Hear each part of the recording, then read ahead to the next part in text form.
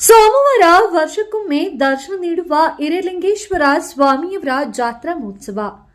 ವರ್ಷಕ್ಕೆ ಒಮ್ಮೆ ಮಾತ್ರ ದರ್ಶನ ನೀಡಲಿರುವ ಕರೆಮಾದೇನ ಹಳ್ಳಿಯ ಹಿರೇಲಿಂಗೇಶ್ವರ ಸ್ವಾಮಿಯವರು ರಾಮಲಿಂಗಪುರ ಕೆರೆಯಲ್ಲಿ ಪುರಾತನ ಕಾಲದಿಂದ ನೆಲೆಸಿರುವ ಶ್ರೀ ಹಿರೇಲಿಂಗೇಶ್ವರ ಸ್ವಾಮಿಯವರ ಜಾತ್ರಾ ಮಹೋತ್ಸವ ಸೋಮವಾರದಂದು ಜರುಗಲಿದೆ.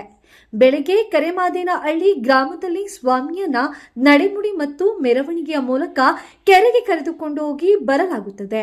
ಅಲ್ಲಿ ಗಂಗಮ್ಮನ ಪೂಜೆ ಮಾಡಿ ಹಾಗೂ ಅಲ್ಲಿ ನೆಲೆಗೊಂಡಿರುವ ಸ್ವಾಮಿಯ ದೇವಸ್ಥಾನ ಬಾಗಿಲನ್ನು ತೆರೆಯಲಾಗುವುದು.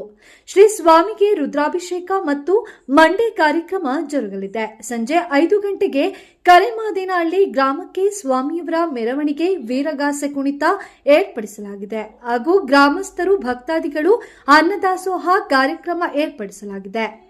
ದೇವಸ್ಥಾನಕ್ಕೆ ಸಂಬಂಧಿಸಿದ ತಿಪಟೂರಿನ ಗುರುಗಳು, ಸಾಧು ಸಂತರು, ಸನ್ಯಾಸಿಗಳು ಸಾವಿರಾರು ಸಂಖ್ಯೆಯಲ್ಲಿ ಭಾಗವಹಿಸಲಿದ್ದಾರೆ ಎಂದು ದೇವಸ್ಥಾನ ಅಭಿವೃದ್ಧಿ ಸಮಿತಿ ಹಾಗೂ ಕರೆಮಾದೇನಹಳ್ಳಿ ಗ್ರಾಮಸ್ಥರು ಮತ್ತು ಅಕ್ಕಪಕ್ಕದ ಗ್ರಾಮಸ್ಥರು ತಿಳಿಸಿದ್ದಾರೆ.